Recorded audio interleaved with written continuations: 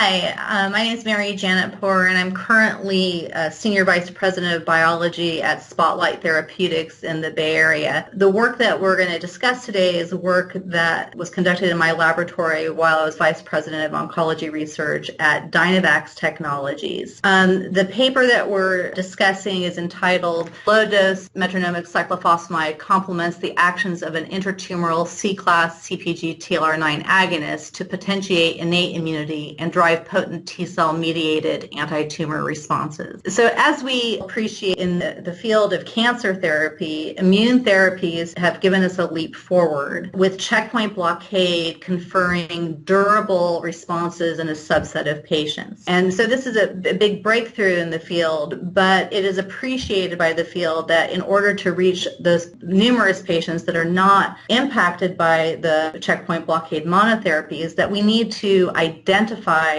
rational combinations to increase efficacy, ideally without introducing additional toxicity. So at Dynavax Technologies, our focus was on TLR9 agonism, and specifically what we did here was develop a Class C class of oligonucleotides that optimally activates TLR9 in plasmacytoid dendritic cells. And the importance of this is that while checkpoint blockade takes the brakes off T cells, we need T cells to act on. And by stimulating plasmacytoid dendritic cells, we can activate the innate immune system to prime T cells on which checkpoint blockade can act. Furthermore, with the TLR9 agonists, what we learned is that to optimally activate them to confer this efficacy, we need to administer them intratumorally. So our TLR9 agonists are administered intratumorally,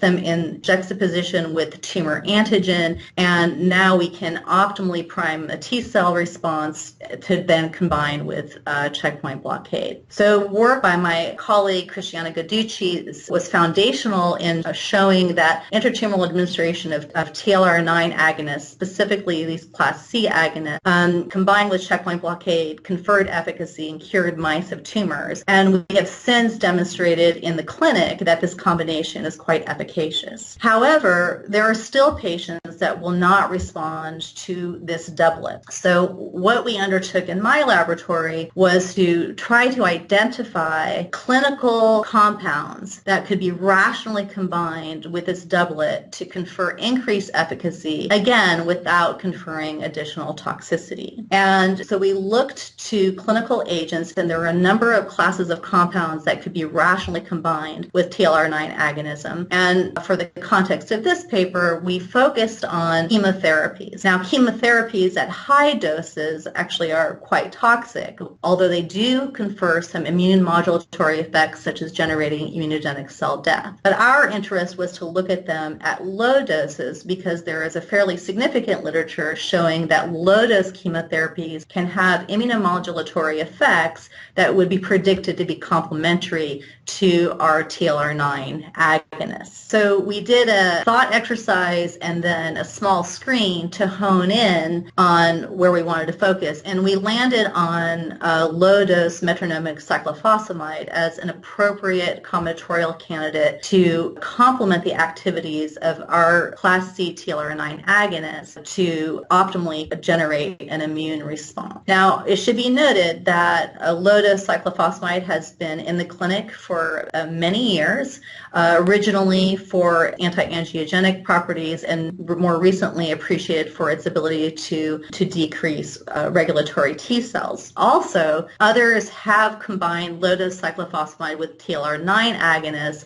although those other TLR9 agonists have been what we call Class B TLR9 agonists. So in our Class C TLR9 agonists, these are kind of optimal activators of TLR9 in that they both induce interferon and mature the plasmacytoid dendritic cell, in contrast to other classes which kind of do one or the other. So what we did in this paper, which I think adds to our understanding, was not only did we demonstrate that the combination very potently regresses tumors, but we added some insight into the mechanistic insight into what's happening in what we call the tumor microenvironment. So tumors orchestrate their microenvironment to be immunosuppressive immunosuppressive, such that even when we have a T cell priming response like we get with giving our TLR9 agonist with a takeoff that breaks on the T cell with checkpoint blockade, there's still suppression in that environment. So what we looked at was the ability of this combination to modulate the tumor microenvironment to make it more immune permissive. So while low-dose cyclophosphamide has been demonstrated to decrease Tregs and do some good things, one of the knocks against it in the hypothesis is that it also has been shown by some people to increase what we call monocytic myeloid-derived suppressor cells, and these would be predicted to be immunosuppressive. So when we looked at the tumor microenvironment, what was going on, we were very delighted to see that, in fact, what we're observing in our tumor models is that the low-dose cyclophosphamide is actually decreasing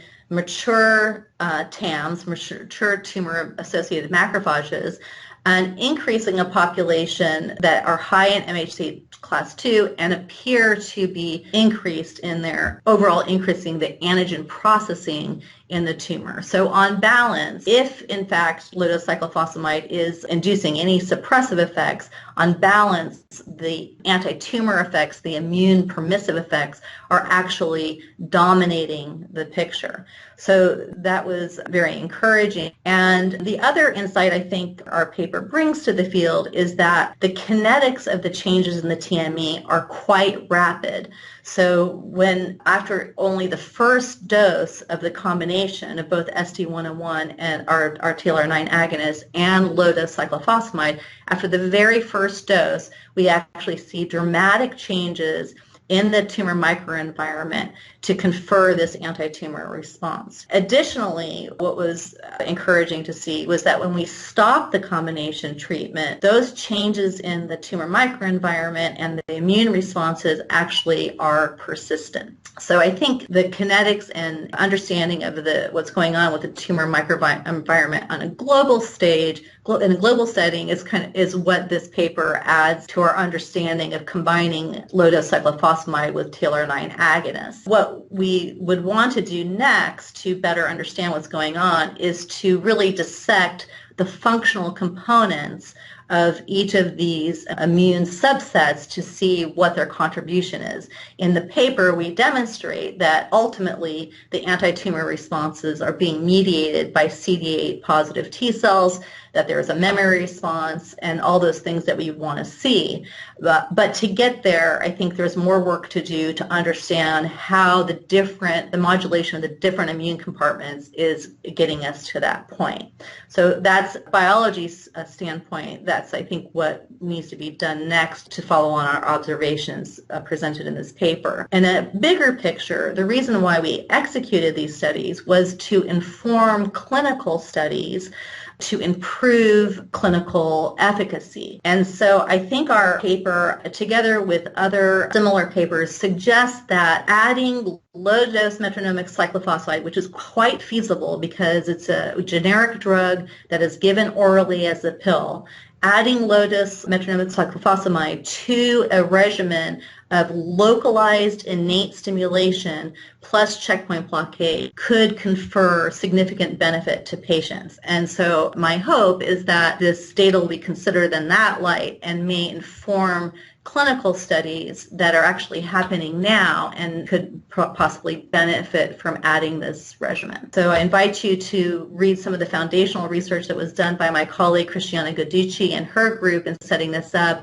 and to be on the lookout for clinical papers of our localized TLR9 agonists plus checkpoint blockade, which are some are published and some are coming out. And then for the clinicians out there to consider adding low-dose metronomic cyclophosphamide to that regimen of localized innate stimulation together with the checkpoint blockade. There are some studies right now with low-dose cyclophosphamide and checkpoint blockade, but I think it's really important that the localized innate stimulation be a part of that package. So thanks.